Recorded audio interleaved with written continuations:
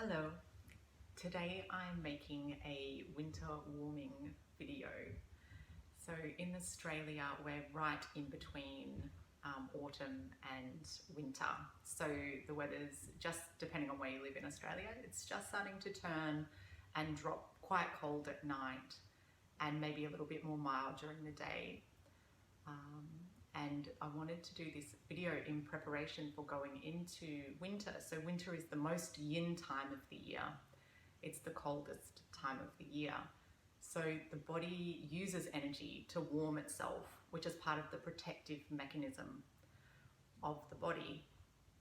So this video is about how to support your body in warming itself so that it's not using additional energy to warm and protect itself, but you're helping support that warming protective mechanism so that the body can also rest during the time of winter. So a lot of the advice or strategies that come through in this time are really typical of a lot of traditional cultures, old wives' tales that you've probably heard from within your family about how to look after yourself and keep warm. So it's very, very basic and very, very practical, but that is sort of the secret, if you like, to good health, is often very basic and very simple, but it's just applying them in your life in a daily routine that helps you get the most benefit from it.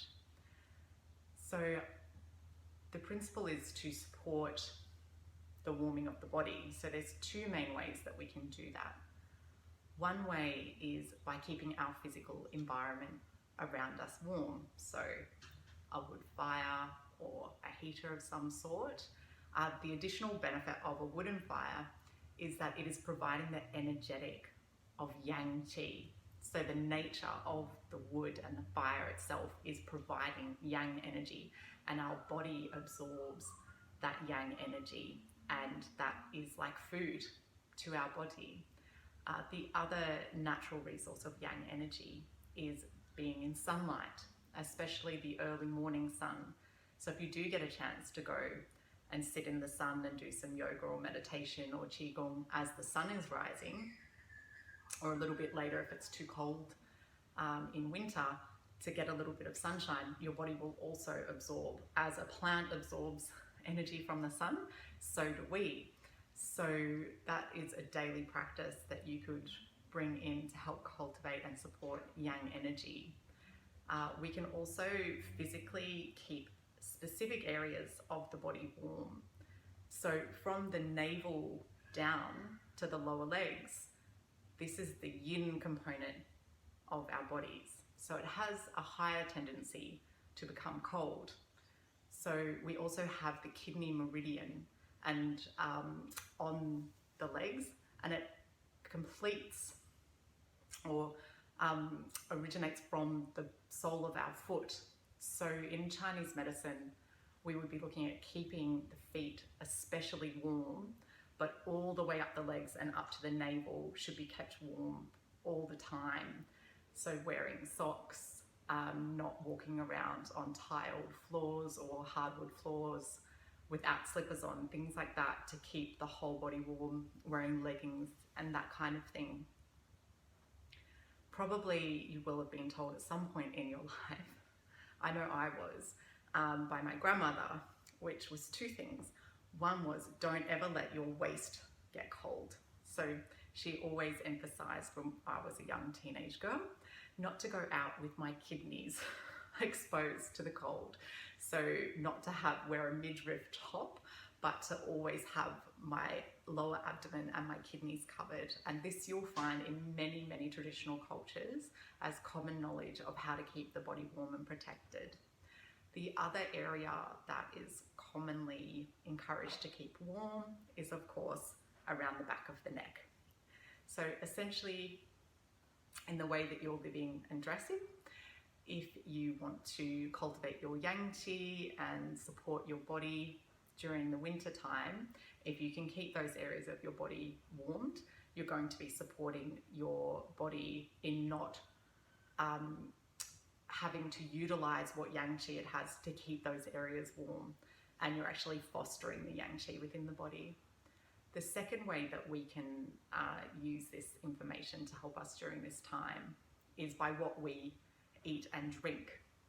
So this is a really great time to start having warm teas and drinks, and also things like slow cooked foods or bone broth or casseroles and that kind of food can be really useful to the body. Often in traditional medicine, we also talk about eating foods that are relatively easily digested, as this means it's the similar principle of the body not overusing energy to break down the compounds, which takes some of the energy away from the digestive capacity. So when someone's unwell, they are given very boiled down rice to eat, as this is the most easily absorbed food, rather than giving them like a high nutritional power shake or something like that. It's just a slightly different philosophy around how the stomach and digestive system works and how to support it during certain times. So winter is the time that lends itself seasonally to eat those types of foods. So I really highly recommend having a practice of drinking ginger tea, homemade ginger tea if you can, regularly during autumn and winter. You can drink this tea anytime, but it's particularly useful during those seasons of the year. Ginger is a sort of special herb in the sense that it's very warming, but it doesn't tend to overheat you. So compared to garlic, which we have to have some caution about having too much garlic or chili because it's on the higher end of the spectrum.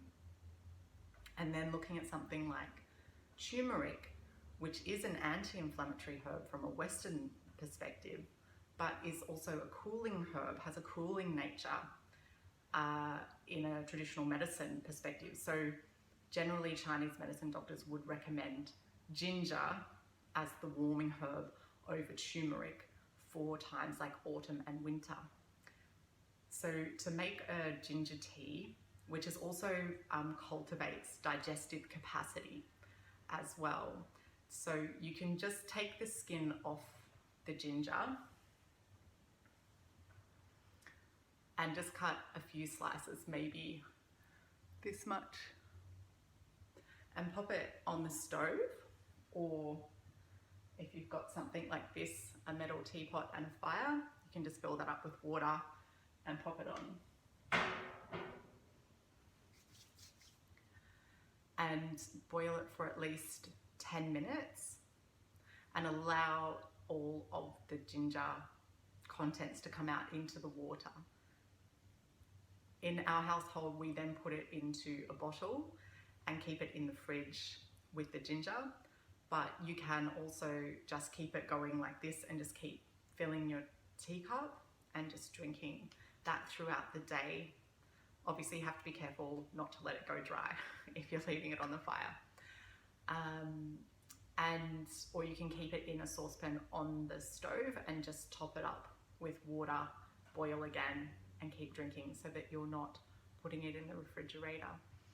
But if you are using the refrigerator, you can keep it for about 3 days. And I tend to just top up my teas with the ginger to keep me warm basically all day. So I hope this very basic information helps to keep you warm and nourished during the transition into the winter season, and sending lots of love.